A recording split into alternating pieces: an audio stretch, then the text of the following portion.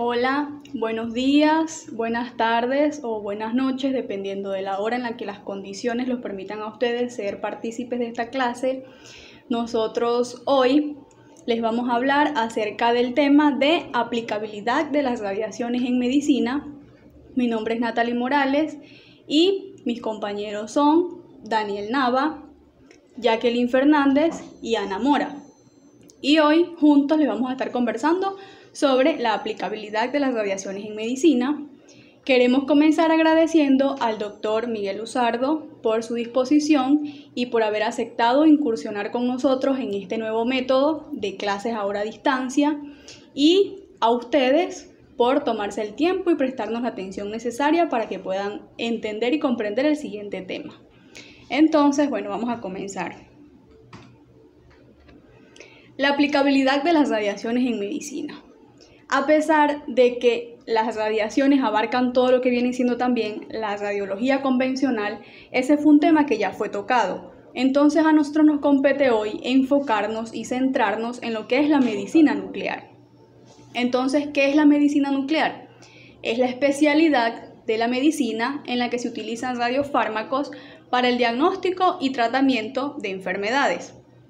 Las imágenes que nosotros vamos a obtener como resultado de un estudio de medicina nuclear nos va a mostrar la distribución especial del radiofármaco que administramos en el cuerpo, en el órgano específico que nosotros deseamos ver, y nos va a aportar información específicamente de la fisiología. No vamos a tener un resultado de cómo está la estructura anatómica del órgano, sino más que eso nos va a mostrar cómo se encuentra funcionando ese órgano. Entonces, esta especialidad no solo nos va a permitir diagnosticar y detectar enfermedades en sus inicios o en etapas tempranas, mucho antes que cualquier otro método de imagen convencional, sino que además nos va a ofrecer un diagnóstico oportuno, temprano, y también nos puede ofrecer diversos tipos de tratamiento. Los tipos de estudio con los que contamos en medicina nuclear. Estos tipos de estudios son la gammagrafía. Aquí yo les traigo un ejemplo de una gammagrafía ósea, cómo se ve una gammagrafía ósea. La tomografía por emisión de fotón único, aquí también tienen una imagen de cómo se ve. Y la tomografía por emisión de positrones, otra imagen, en este caso una imagen cerebral. Y la radioterapia, de repente esta puede ser la más conocida por nosotros por lo común que se ha vuelto últimamente. Y aquí les tengo una imagen de un acelerador lineal, que es una de las máquinas que se utiliza en la radioterapia. Ok, entonces empecemos con lo que es la reseña histórica. Los orígenes de la medicina nuclear se remontan a finales del siglo XIX. ¿Por qué? Porque en el siglo XIX, en 1895, fue cuando Röntgen describió por primera vez los rayos X. Fundamentalmente se inicia con el descubrimiento de la radioactividad del uranio, que fue en 1896, descubrimiento hecho por Becquerel, y luego en ese mismo año de 1986 el descubrimiento de la radioactividad natural por Marie Curie. Posteriormente, en 1934, para los historiadores se hace un poco difícil establecer una fecha como tal de cuándo fue el nacimiento de la medicina nuclear. Sin embargo, se considera que el descubrimiento de que se podían producir artificialmente radioisótopos, descubrimiento que hicieron los esposos Frederick Joliot-Curie e Irene Joliot-Curie en febrero de 1934, fue uno de los pasos más importantes para que se pudiera dar lo que hoy conocemos como medicina nuclear. Luego de esto, en 1938, se dan comienzo a las primeras aplicaciones médicas de los radioisótopos, cuando Roberts y Evans realizaron los primeros estudios sobre la fisiología de la glándula tiroides con radioyodo. Y posteriormente, un año después, en 1939, se descubre el tecnesio 99, que cabe destacar que este es el isótopo más utilizado actualmente en la medicina nuclear. Seguimos en el año 1946, cuando la medicina nuclear ganó un reconocimiento público como lo que se podía convertir como una verdadera especialización potencia, cuando en diciembre de 1946 se publicó un artículo de Sam Seidling en el Journal of the American Medical Association. En el artículo, él describía el exitoso resultado que había tenido el tratamiento de radioyodo en la glándula tiroides. Luego, en 1949, se creó el primer detector de centelio. Este fue construido por Kassen en la Universidad de California, Los Ángeles, y sus posteriores incorporaciones ampliaron la imagen que se tenía en ese momento de la medicina nuclear como una joven imagen o algo que estaba muy incipiente a una especialidad de imagen médica completa. En 1950 surge lo que son los conceptos de tomografía por emisión y por transmisión. Estos conceptos fueron desarrollados por David Kuhl y por Roy Edwards. Y 7 años después, en 1957, Halenger desarrolla la primera gamma cámara. Entre los años 1972 y 1973 fue construido el prototipo del primer tomógrafo transaxial de emisión de positrones. Este fue construido por la Universidad de Washington Michel Ter. Luego, en la segunda mitad de la década de los 80, se dio paso a la aplicación de estudios con gamma cámaras tomográficos.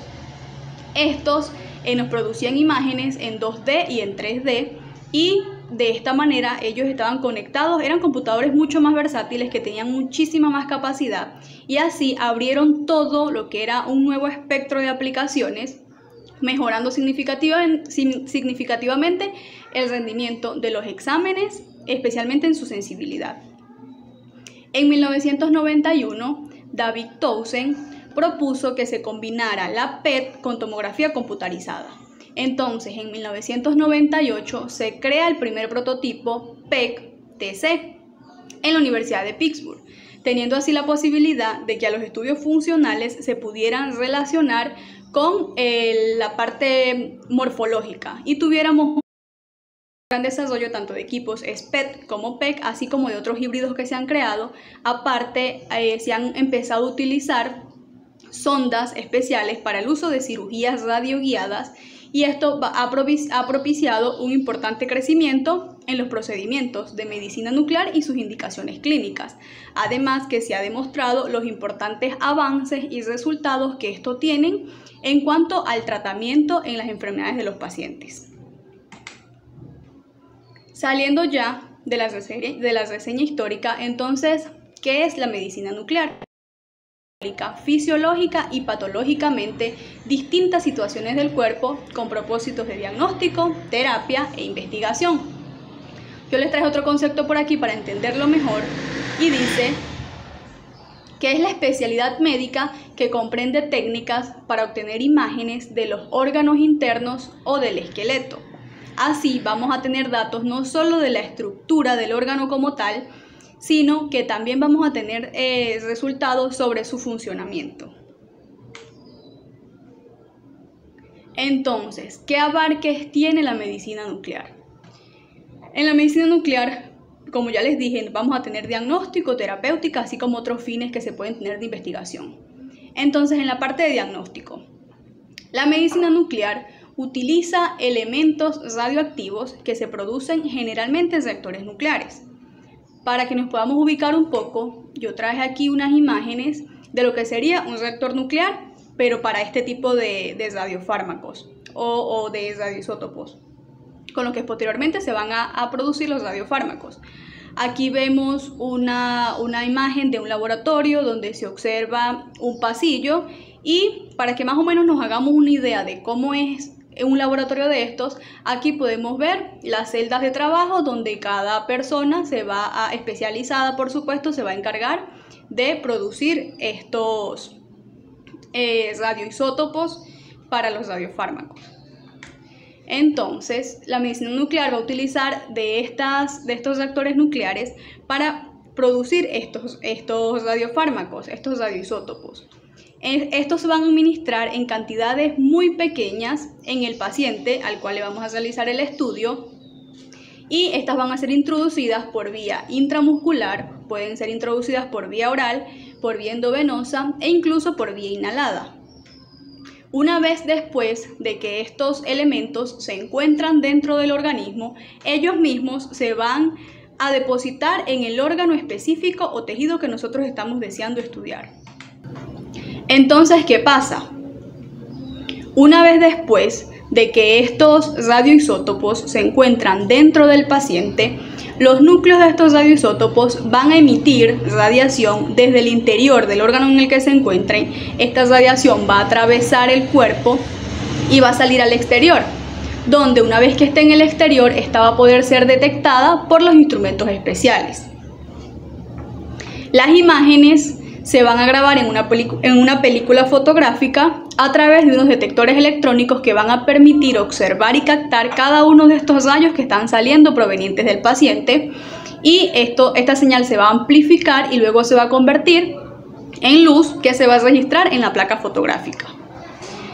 La información que vamos a obtener va a permitir conocer la cantidad del radioisótopo que llegó hasta el órgano que nosotros queremos, la que se depositó en el órgano que nosotros estamos buscando analizar, la velocidad a la que ocurrió este depósito y bien la velocidad a la que se desechó, porque de esta manera vamos a conocer los detalles acerca del estado de funcionamiento del órgano que estamos analizando. Esta imagen que nos van a luego emitir en la película fotográfica nos va a permitir ver cómo se distribuyó este material radioactivo, y además vamos a lograr ver si él se distribuyó de una forma homogénea, que es lo que debería pasar en los órganos sanos, o si en su defecto se fue distribuyendo con zonas de concentración irregular. Estas zonas de concentración irregular, nosotros analizamos las características, la persona encargada analiza las características y le van a permitir ver, por ejemplo, si hay presencia de un tumor o de un quiste. Acá un ejemplo, esta sería una gamma cámara, uno de los instrumentos utilizados en la medicina nuclear, y aquí tendríamos la imagen revelada en una gammagrafía, en este caso una gammagrafía ósea, donde podemos observar en las zonas de las flechas rojas cómo se puede diagnosticar tempranamente, en este caso, una metástasis ósea. Dentro de los estudios de la medicina nuclear, después de la gammagrafía, vamos a tener que los principales o las modalidades más comunes son la tomografía computarizada por emisión de fotón único, acá sus siglas en español, sin embargo la podemos conseguir generalmente con sus siglas en inglés, que es SPECT, y la tomografía por emisión de positrones, también con sus siglas en inglés, PET. En este caso tendríamos una que estaría conjuntamente con una tomografía computarizada, y en ese caso la encontraríamos como PET-TC. Estos tipos de diagnóstico van a ser explicados a detalle más adelante. Como les dije al principio, otro de los abarques de la medicina nuclear es el tratamiento. Ella puede servir para asistir de tratamiento en muchas patologías. Estas van a ser explicadas más adelante, sin embargo yo traje un ejemplo de algo general, que es que utilizamos medicina nuclear para detectar y para tratar el cáncer. Un ejemplo de ellos es que hay una terapia que se utiliza para el dolor óseo en caso de aquellos pacientes que tienen metástasis en los huesos producto de algún cáncer, y se han hecho pruebas y estudios de unos años recientes para acá, donde se ha comprobado que hay un radioisótopo llamado samario 153 que sirve mucho para disminuir los dolores en este tipo de pacientes. ¿Qué es el radioinmunoanálisis? En el radioinmunoanálisis es un estudio en el que no se van a administrar radioisótopos al paciente directamente, sino a muestras de su sangre y de orina. Las sustancias radioactivas son incorporadas a un anticuerpo específico para la sustancia que se desea analizar, que bien puede ser una hormona, una vitamina, una enzima o incluso un virus.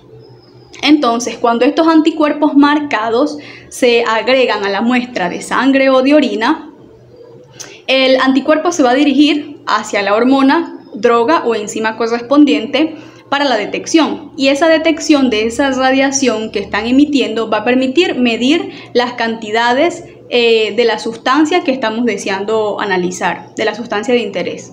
Entonces ahora, ¿qué es un radionucleido, un radionúclido, un radioisótopo o un isótopo radioactivo? todos me están refiriendo lo mismo. Todos son una forma de llamar a los radioisótopos y todas están bien. Por eso las traje todas, para que sepamos que de cualquiera de estas maneras lo podemos encontrar en las literaturas y todas van a significar lo mismo. Un isótopo radioactivo o un radioisótopo, que es como más comúnmente lo escuchamos nosotros en la práctica médica. Entonces, de manera muy general y metafórica se puede decir que estos son los elementos que nos van a servir de combustible para que esa máquina o ese instrumento que se está encargando de hacer el estudio pueda funcionar, porque gracias a esto nosotros vamos a tener como resultado imágenes. Entonces estos son átomos con núcleos inestables que se transforman inmediatamente o espontáneamente en estables y que son capaces de emitir radiación. Pueden emitir radiación en partículas alfa y partículas beta. Partículas beta tenemos los electrones, partículas beta negativas y beta positivas los positrones. Y alfa, núcleos con 2 protones y 2 neutrones. Entonces, el proceso de la emisión de esta radiación cumple con la ley de desintegración radioactiva. Según esta ley, a medida que va transcurriendo el tiempo, debe ir disminuyendo el número de átomos radioactivos. Entonces, vamos a definir el periodo de semidesintegración, del cual este es las siglas o el símbolo con el que lo vamos a encontrar, que es el tiempo que tiene que transcurrir para que el número de átomos radioactivos se reduzca a la mitad. En la naturaleza nosotros encontramos radionúclidos o radioisótopos naturales. Cuando hablamos de un radioisótopo natural, son aquellos que se encuentran libremente en la naturaleza. Sin embargo, estos radioisótopos tienen semividas de alrededor de 1000 años o más de 1000 años. Por eso son que estos radioisótopos son muy tóxicos y ellos no se pueden utilizar en las aplicaciones médicas. Es por esto que los radioisótopos que tenemos que utilizar o que se utilizan en la medicina nuclear son radioisótopos creados artificialmente. Aquí tenemos los principales radioisótopos usados en la medicina nuclear. Aquí tenemos los radioisótopos, el tiempo de semidesintegración y el tiempo de desintegración. En la tomografía PET por emisión de positrones tenemos que los más utilizados son el F18, tiene una semivida de 110 minutos, este 150, un radioisótopo 13 del nitrógeno que dura 10 minutos, y en la SPEC tenemos el 131 yodo y el 123 de yodo, que son utilizados ambos en las técnicas de radioyodo, especialmente para la glándula tiroides. Podemos ver que sus tiempos de semidesintegración son cortos en comparación a los naturales, que son tóxicos porque duran muchísimo tiempo, incluso más de 1000 años. Y el 99 mogdileno tecnesio dura 6 horas. Y el 82, el isótopo 82 de rubidio, que dura muy poquito, incluso solamente dura minutos, y es muy utilizado cuando queremos ver imágenes cardíacas, porque él es muy bien absorbido por los miocardiocitos. Ok, entonces ahora, ¿qué es un radiotrazador como concepto básico? Es un compuesto radioactivo utilizado para estudiar los componentes de un sistema homeostático sin alterar su función. Cuando un radiotrazador se utiliza con fines diagnósticos o terapéuticos, pasa a denominarse radiofármaco. Ok, entonces ahora, ¿qué es un radiofármaco? El radiofármaco no es más que cualquier producto que esté preparado para su uso con una finalidad terapéutica y diagnóstica y que contenga 1, 2 o más radionúclidos o radioisótopos. El radiofármaco va a estar constituido principalmente por 2 cosas: una sustancia que tiene que actuar como vehículo y un isótopo radioactivo.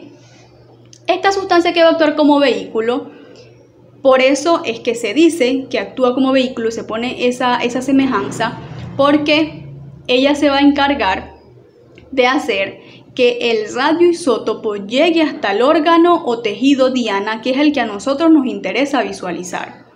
Ella va a estar creada con unas características biológicas, físicas y químicas de acuerdo a el isótopo que se está utilizando y al órgano que queremos ver, para que de esta manera su objetivo sea únicamente llegar hasta el órgano diana que nosotros queremos visualizar. Por lo tanto, se dice que ella carece de propiedades farmacodinámicas y, sin embargo, tiene propiedades farmacocinéticas. Si recordamos farmacología, sabemos que la farmacodinámica nos habla de lo que el fármaco le hace al cuerpo y la farmacocinética de lo que el cuerpo le hace al fármaco. Entonces, ella no le va a proporcionar ningún tipo de cambio al cuerpo o al órgano, porque su función es solamente transportar a ese isótopo que es el que lleva la radiación.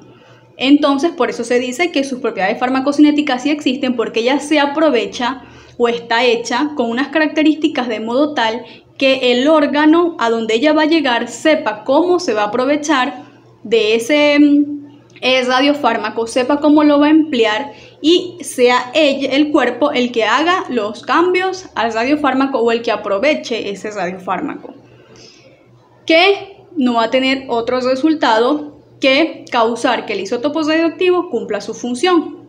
Entonces, un isótopo radioactivo lo que va a causar es emitir la radiación una vez después de que esta sustancia que actuó como vehículo lo llevó hasta el órgano al que tenía que llegar específicamente. Y desde ahí va a empezar a cumplir su función, que es emitir la radiación, bien sea con un fin terapéutico o diagnóstico. Aquí, por ejemplo, tenemos una imagen de cómo se vería una gammagrafía, en este caso renal, donde vamos a ver que el radiofármaco cumplió específicamente su función, que fue llegar al órgano exacto en el que nosotros queríamos hacer el estudio, que en este caso son los riñones. Entonces, ¿cómo se producen los radiofármacos? Estos se van a producir por marcaje o radiomarcaje. Entonces, ¿qué es el marcaje o el radiomarcaje en este caso? Consiste en la introducción de un radionucleido en una molécula para obtener un radiofármaco. Este radiomarcaje se puede dar de distintas maneras o con distintas técnicas. Las técnicas más utilizadas son las reacciones de intercambio isotópico, que consiste en un elemento de la molécula es sustituido por un isótopo radioactivo. En este caso, uno de los ejemplos de los radioisótopos producidos a través de esta técnica es el 131 de yodo ortoyodipúrico. Por biosíntesis, esto consiste en que se añade un radionucleido a un medio de cultivo, donde un organismo vivo, que generalmente es un microorganismo, se va a encargar de incorporar esa molécula o ese radionucleido a su metabolismo y de esta manera va a sintetizar el compuesto que nosotros deseamos obtener. Un ejemplo de estos es la vitamina B12, que se obtiene del Streptomyces griseus. Este radioisótopo, en este caso el 57 cobalto, el 58 cobalto, se introducen a un medio de cultivo esta bacteria Streptomyces, que es del género Streptomyces y generalmente se encuentra en el suelo.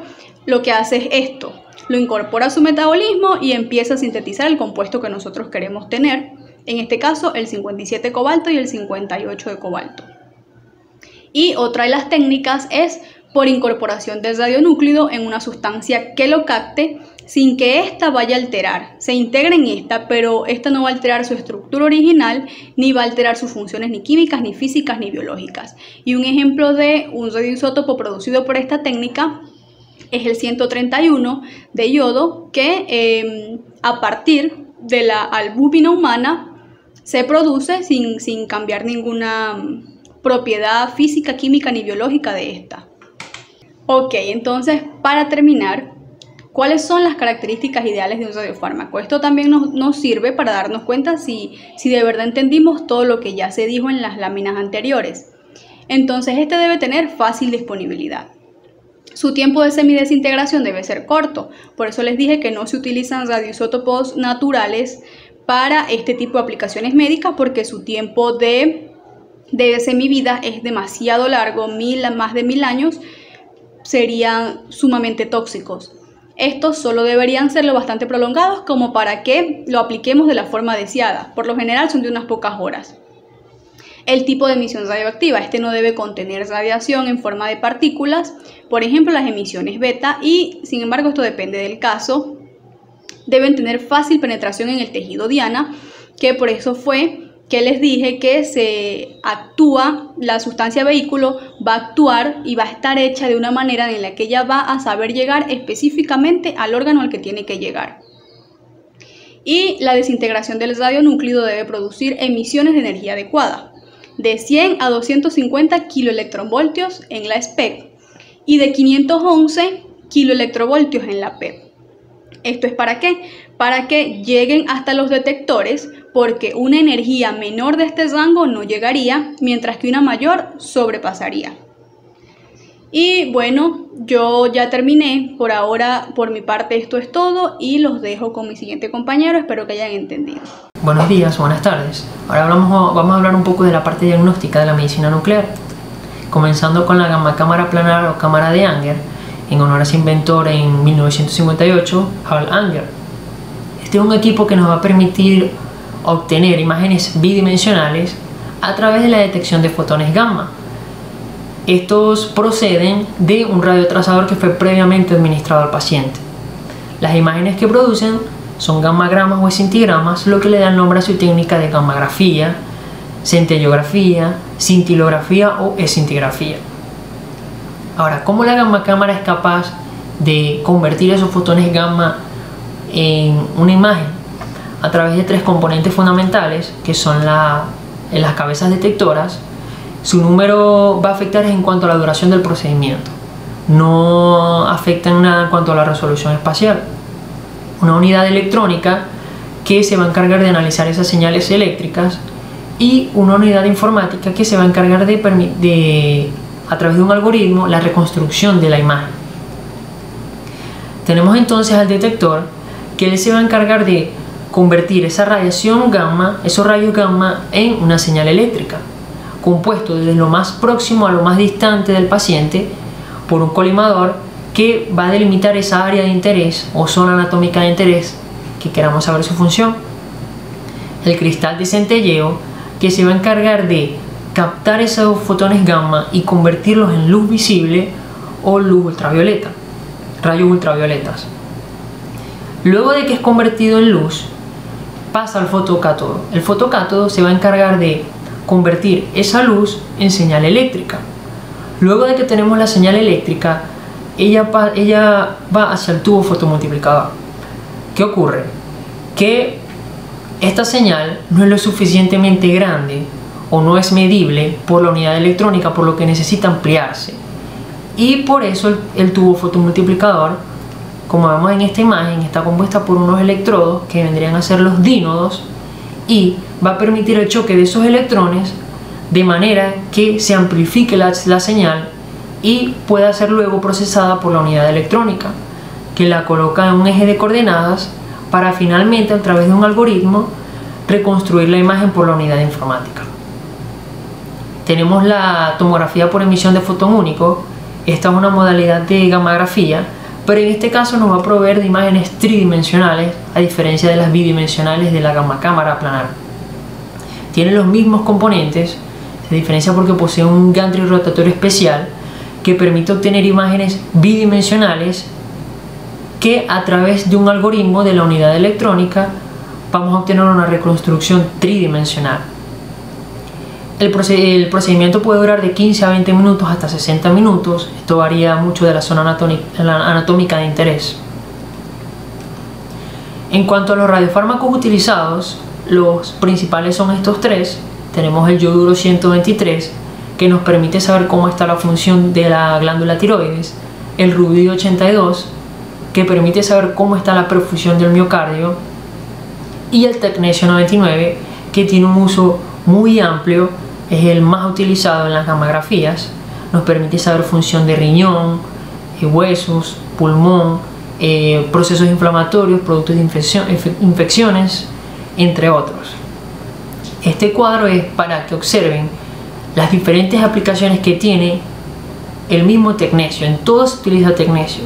Aquí lo que varía es el vehículo o la molécula ligando, que ella va a ser la que va a dirigir hacia qué órgano o hacia qué tejido diana queremos saber cómo está la función. En cuanto a las diferencias en las combinaciones con la tomografía computarizada, La SPECT o la gammagrafía nos habla es de función, de metabolismo. En cambio, la tomografía computarizada o la resonancia magnética nuclear nos habla es de morfología, estructura, anatomía.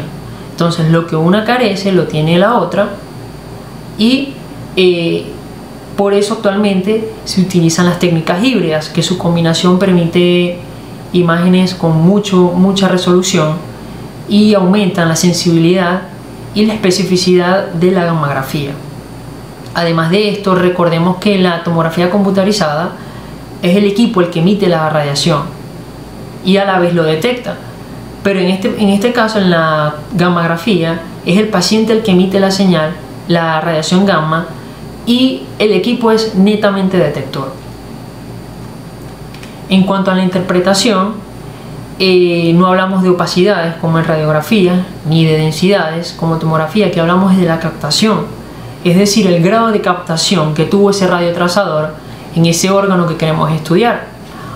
Y de acuerdo a esa captación, evaluamos cómo está la función de ese órgano. Entonces, esas zonas donde hubo una mayor captación se denominan hipercaptantes, hiperfuncionantes o zonas calientes, mientras donde hubo una poca captación o una captación nula del radiotrazador se consideran como hipocaptantes, zonas frías o hipofuncionantes. Ellas siguen una escala de colores, puede ser una escala de grises o una escala de arco iris.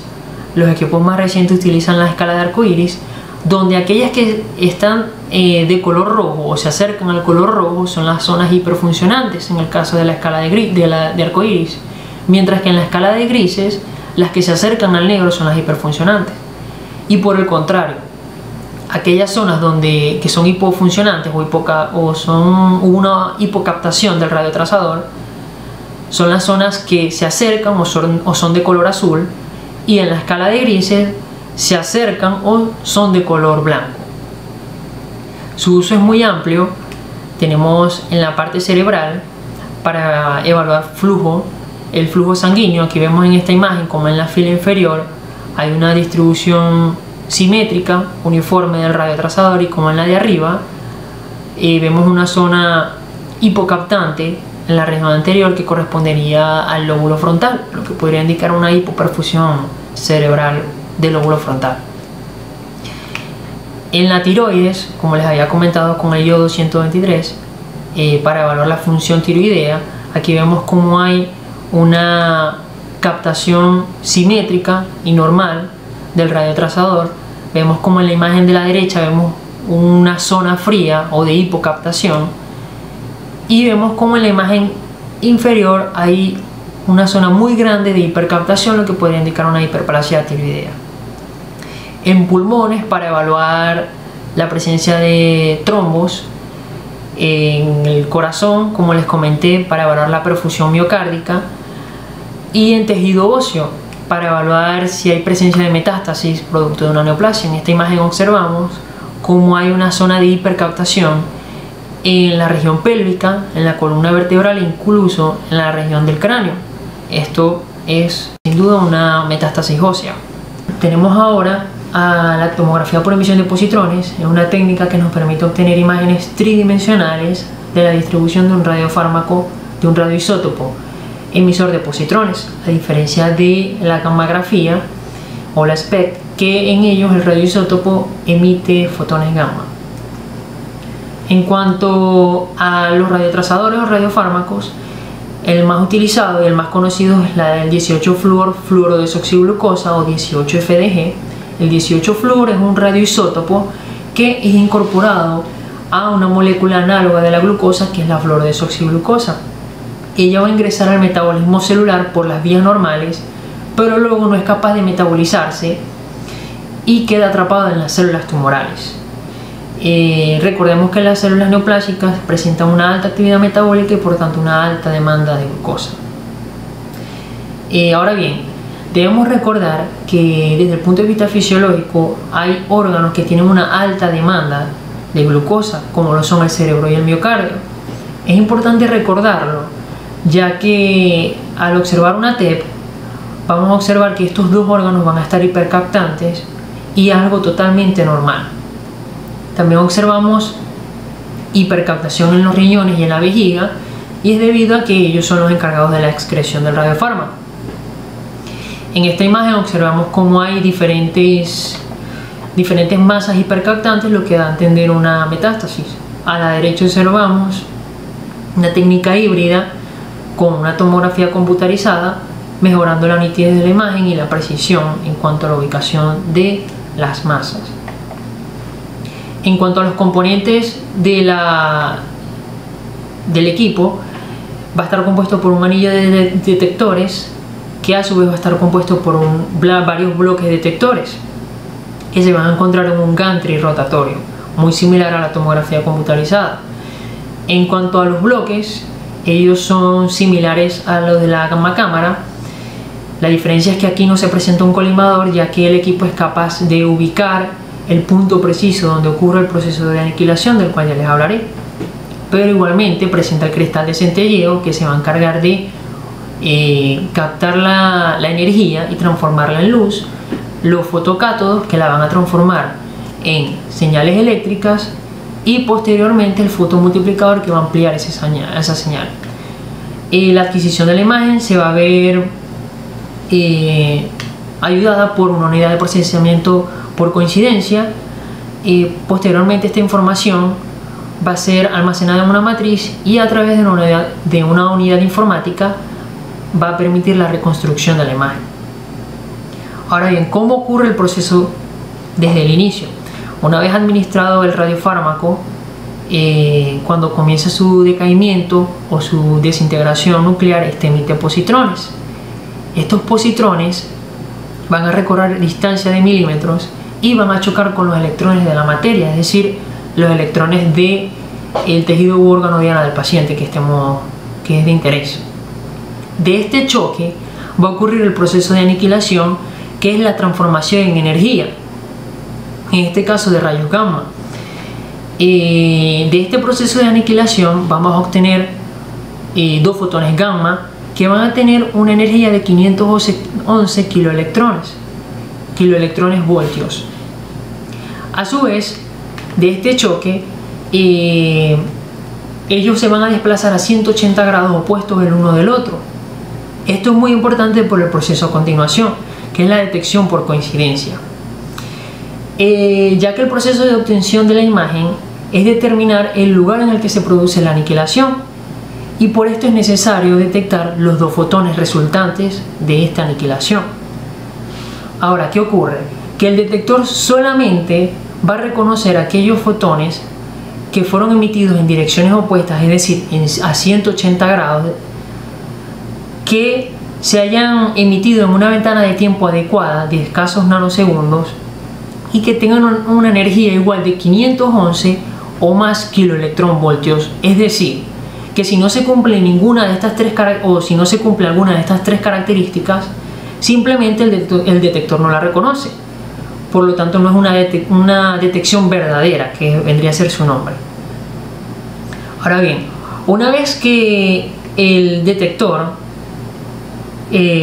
valga la redundancia, detecta los dos fotones correspondientes a la aniquilación de un positrón, a partir de la ubicación de los detectores en el anillo, se va a determinar una línea recta o una línea de respuesta que va a contener el punto donde ocurre el proceso de aniquilación. Esto con la ayuda de la unidad de procesamiento de coincidencia. Una vez que ocurre esto, todas estas líneas de respuesta van a ser almacenadas en una matriz que vendría a ser el sinograma, y que luego, a través de una unidad informática, nos va a permitir obtener la reconstrucción de la imagen. Aquí en la reconstrucción hay un punto muy importante, que es la corrección de atenuación, ya que la atenuación junto con la radiación dispersa, como vimos en las imágenes de la gammagrafía, son dos factores que afectan mucho en la medicina nuclear y degradan mucho la imagen. En la tomografía por emisión de positrones podemos hacer la corrección de esa atenuación, ya que nos va a permitir detectar lesiones de menos de un centímetro y que presenten una baja actividad, y además que estén presentes en una región central. Recordemos que las regiones que están más profundas van a atenuarse más, ya que van a tener que atravesar más tejidos. En esta imagen observamos a la izquierda cómo se ve con la corrección de atenuación y cómo a la derecha se ve sin esta corrección, y vemos cómo mejora mucho la imagen a la izquierda. En cuanto a esta imagen, este es un paciente con enfermedad de Alzheimer, y vemos cómo va progresando esa degeneración del parénquima. Vemos cómo a medida que pasa el tiempo disminuye la captación del 18-FDG hasta que hay escasas zonas de hipercaptación. Este video es para entender un poco mejor cómo es el proceso de la aniquilación y la detección de los fotones. Un radioisótopo, el radioisótopo, en este caso el 18-FDG, emite positrones. Este positrón va a recorrer distancias de escasos milímetros y va a chocar con un electrón de la materia. De este choque va a resultar el proceso de aniquilación.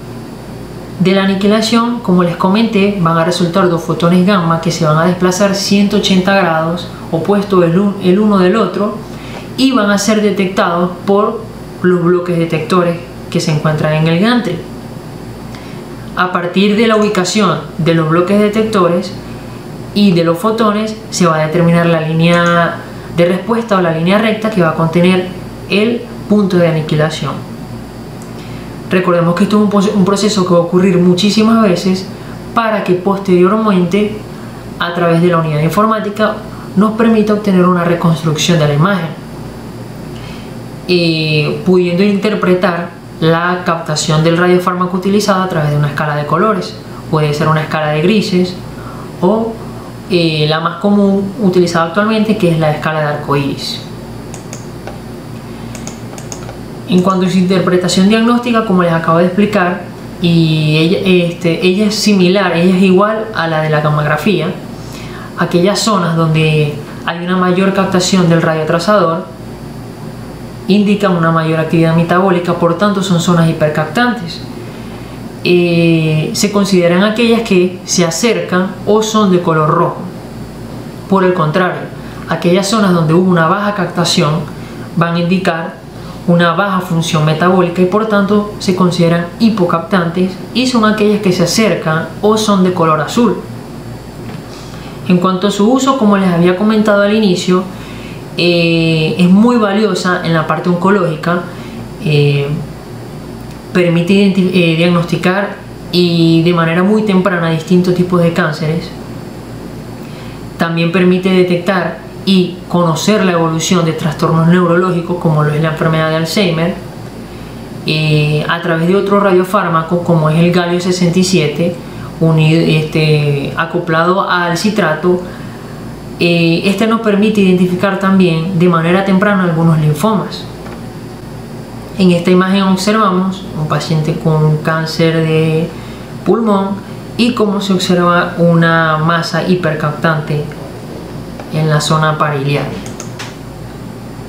En cuanto a la combinación con otras técnicas diagnósticas, en los últimos años ha sido muy común que consigamos a la tomografía por emisión de positrones combinada, ya sea con tomografía computarizada o resonancia magnética nuclear. Esto es mucho mejor, ya que mejora la velocidad en la que se realiza el estudio y mejora la exactitud y la utilidad de este. Lo que le falta a una lo tiene la otra y juntas se van a complementar. Como vemos en esta imagen a la derecha, en la primera fila, en la primera columna, vemos una tomografía por emisión de positrones, en la segunda una tomografía computarizada, y a la derecha las dos técnicas juntas, y vemos cómo mejora la precisión en cuanto a la ubicación de esas zonas hipercaptantes. En cuanto a esta imagen, vemos como en la primera fila, en el extremo izquierdo, tenemos una tomografía computarizada, y como en el extremo derecho tenemos una tomografía por emisión de positrones, y en el medio la técnica híbrida, y permite tener una mejor ubicación del tumor. Y abajo es lo mismo, pero en este caso realizada por una resonancia magnética nuclear.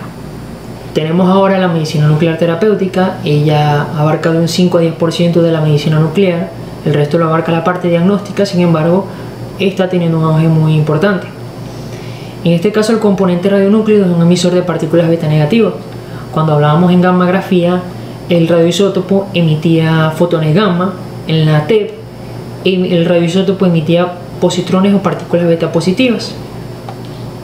En este caso, a diferencia de la braquiterapia, de la cual ya les hablarán, la fuente radiactiva es no encapsulada, ya sea administrada por vía oral, por vía endovenosa. En cambio, en la braquiterapia es a través de implantes. En este caso se aprovechan la propiedad que tienen las partículas beta negativas de ceder energía en el lugar donde se encuentran y provoca daño celular. Entre los radiofármacos más utilizados están el yodo 131 para la terapia para patologías tiroideas, el fósforo radioactivo utilizado en la policitemia severa, ya que actúa como depresor medular, y los anticuerpos radioactivos, que formarían parte de la radioinmunoterapia. En este caso, el anticuerpo se acopla con una molécula radioactiva. Posteriormente se administra al paciente por vía endovenosa y este anticuerpo radioactivo va a llegar a la zona donde están las células tumorales, libera la radiación y produce el daño en estas células. Muchas gracias. Hola, yo soy Jacqueline Fernández y continuaré hablando sobre las ventajas de la medicina nuclear. Entre las ventajas del uso de la medicina nuclear está que no es invasiva. Esto quiere decir que para utilizar la medicina nuclear no necesitamos aparatos ni ningún otro tipo de cirugías o actividad invasiva en el paciente. Lo más invasivo que utilizaremos en la medicina nuclear sería una inyección intravenosa en todo caso. Otra de las ventajas de la medicina nuclear es que es funcional. ¿Qué quiere decir esto? Que trabaja sobre la funcionabilidad del cuerpo, es decir, el metabolismo y su proceso, no solamente en la morfología, como los diferentes estudios que hemos visto en nuestro curso. La medicina nuclear también ofrece una ventaja y es que ayuda al diagnóstico temprano de las enfermedades. Además de esto, el nivel de radiación de utilización en la medicina nuclear es tanto igual para el paciente como el médico practicante. Esto es considerado un riesgo, pero a la vez es considerado válido, ya que normalmente la práctica de medicina nuclear trae muchos más beneficios que riesgos como tal. El costo de la medicina nuclear también es beneficioso, a pesar de que es sumamente costoso. El proceso de diagnóstico es mucho mejor, mucho menos, digamos, traumatizante para los pacientes, y a pesar de que es elevado el valor que agrega la medicina nuclear al diagnóstico final de las enfermedades, es superior al de otros estudios. Continuando con la exposición, la medicina nuclear también tiene sus riesgos. Entre los riesgos que tiene la medicina nuclear es la utilización de radiofármacos y la exposición de los rayos ionizantes.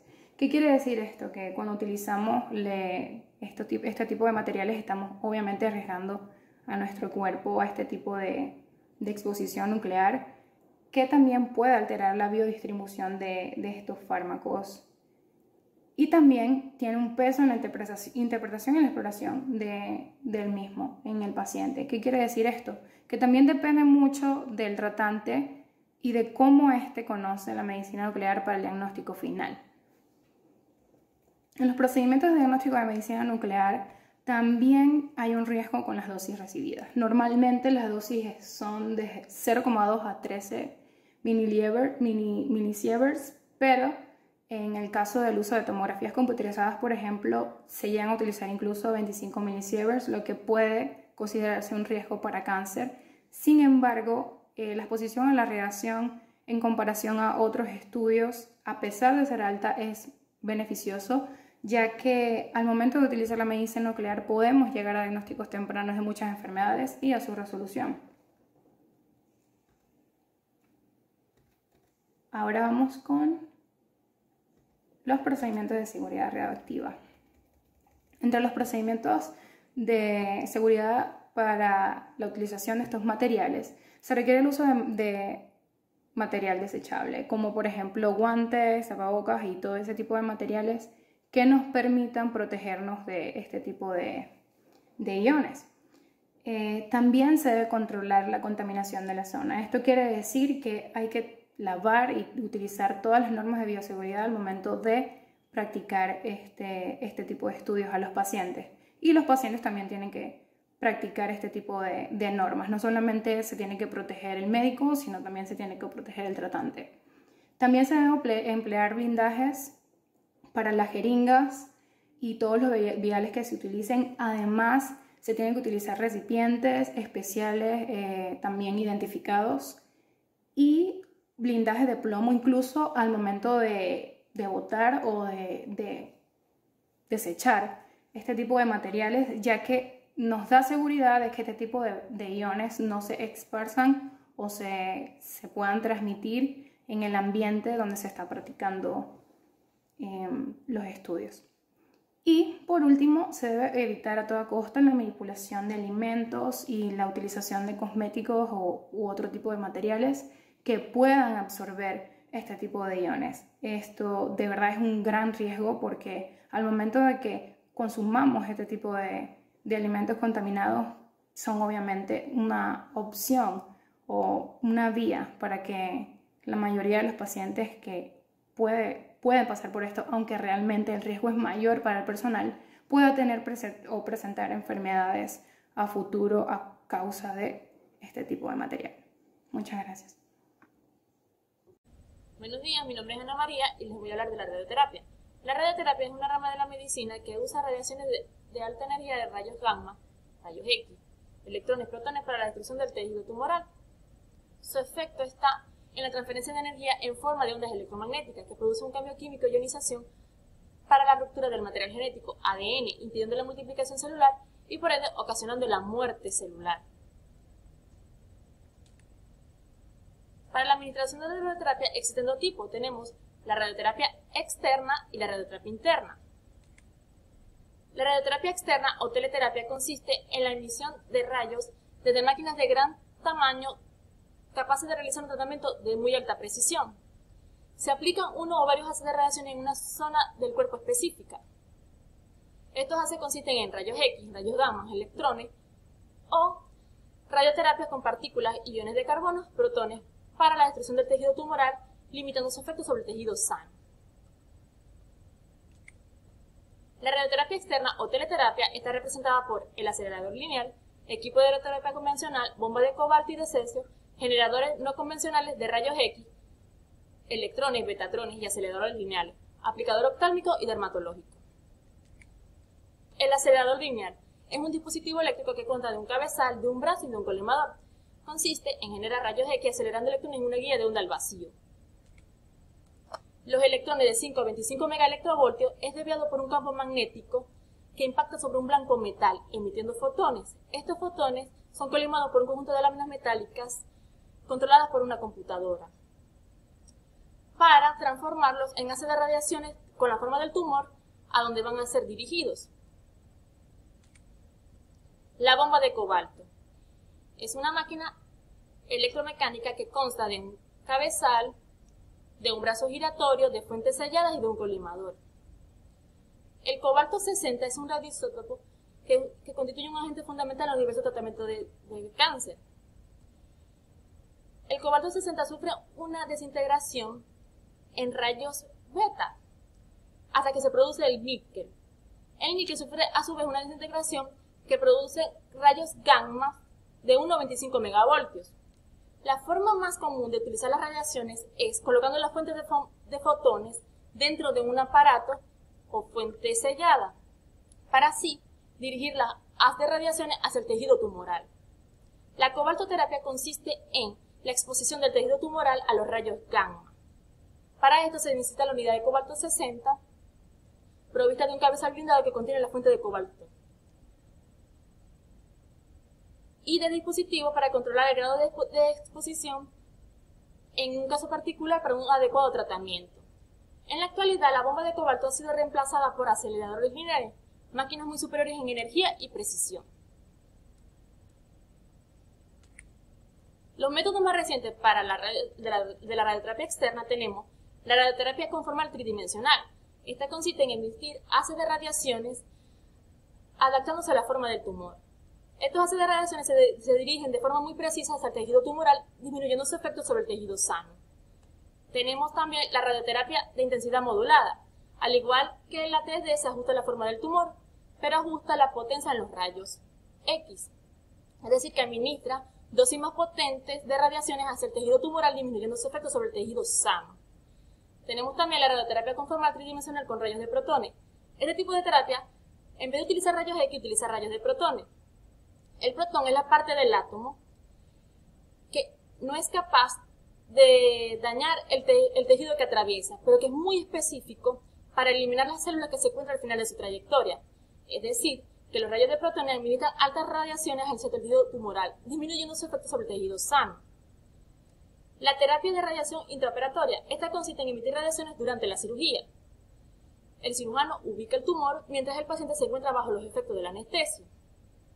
El tejido sano es despejado y protegido con uso de gorros especiales que le permite al médico o cirujano administrar altas dosis de radiaciones hacia el tejido tumoral, limitando su efecto sobre el tejido sano.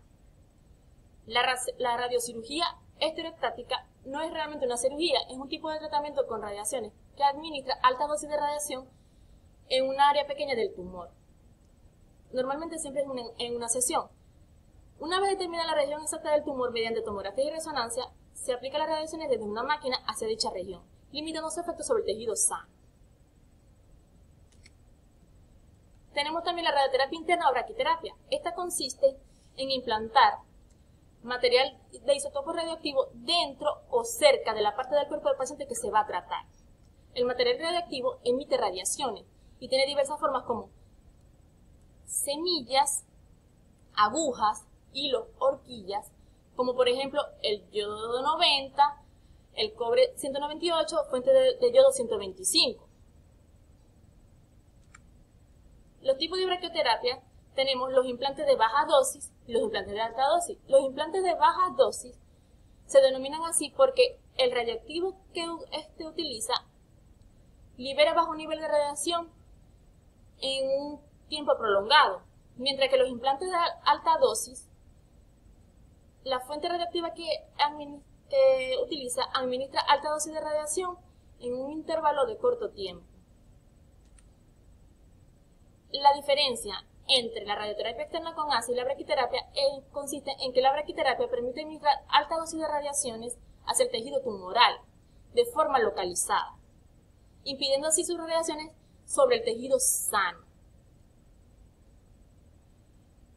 Las medidas de bioseguridad que tenemos que usar para la radioterapia externa e interna es minimizar el tiempo de exposición con el paciente que posee el material radioactivo, maximizar la distancia con la fuente del material radioactivo para así recibir menos radiaciones, y el uso de blindaje de delantales de plomo, pantalla de protección plomadas y blindajes especiales para las habitaciones. Gracias por su atención.